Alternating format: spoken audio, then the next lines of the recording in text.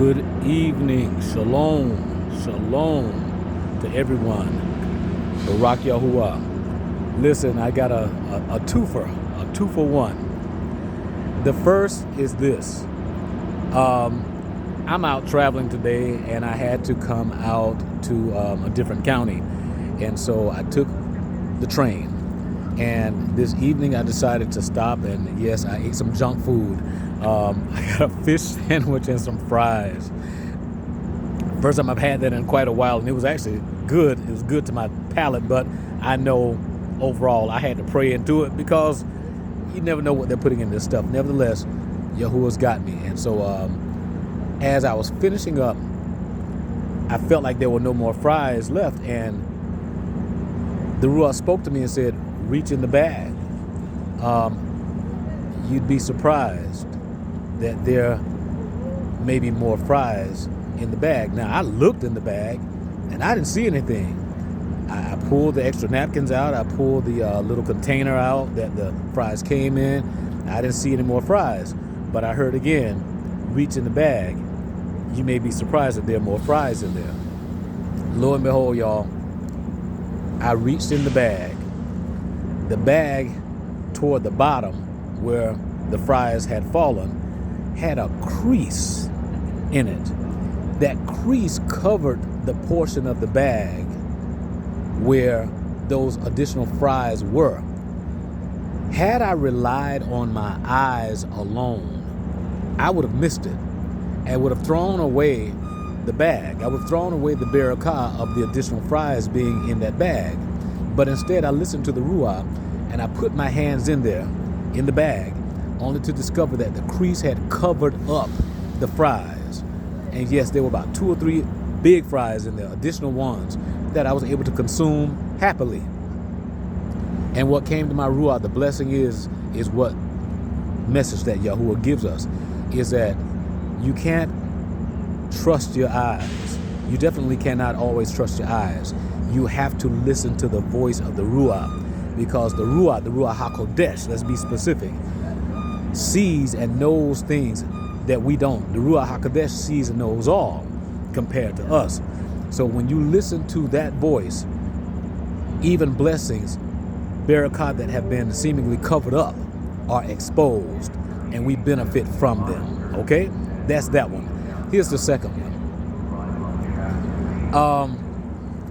Being on the train today, all day today, I have discovered that there are many construction projects going on the roads, on the tracks, and in some cases, I think it might be due to some of this military stuff that's going on, because all the trains today going down toward Oceanside stop short of going to Oceanside. I think they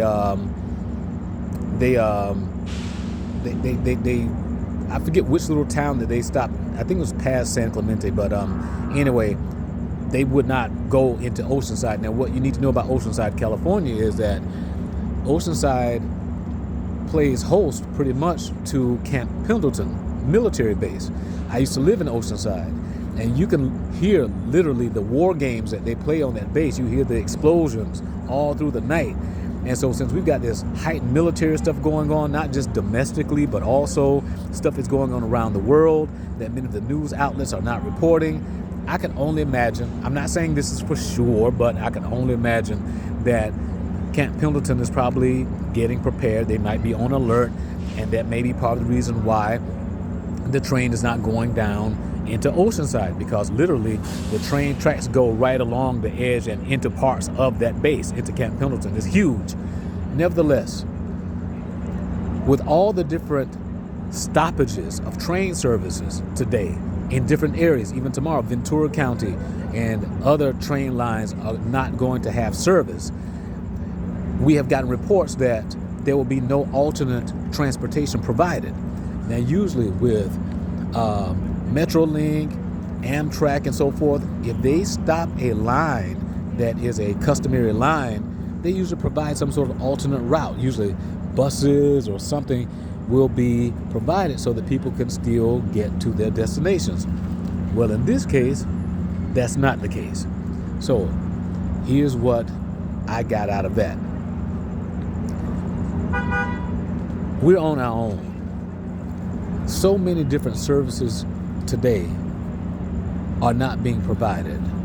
And we are left with questions about things, and we don't get answers.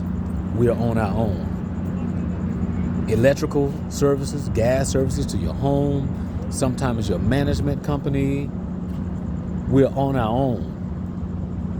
You have problems with repairs, with rent payments, mortgage payments. You contact the bank. You contact your mortgage company, your lenders for your student loans, whatever. And it's ghosts, it's crickets. You get no response. We're on our own. But yet, even though it seems that we're on our own, we've got scripture that reminds us that we're not on our own. There is that scripture that tells us that we're not to put our trust in princes. Do not put our trust into the nobles of the land. Don't put our trust, in other words, into the systems, because they will fail. There's only one in which we are to place our hope, and that's Yahuwah. So even when you think you're on your own, you're not. But just be prepared, because man is going to say no. Man is not going to show up all the time. Man is going to go ghost and go rogue sometimes, because man doesn't want to deal with what man has created. And man has created his own demise to a large degree, thanks to the help of Hasatan. Okay? So even when you think you're on your own, and even if you've stated that you're on your own, you're not. Repeat after me. I'm not on my own, because Yahuwah has promised that he will never leave me nor forsake me. Shalom.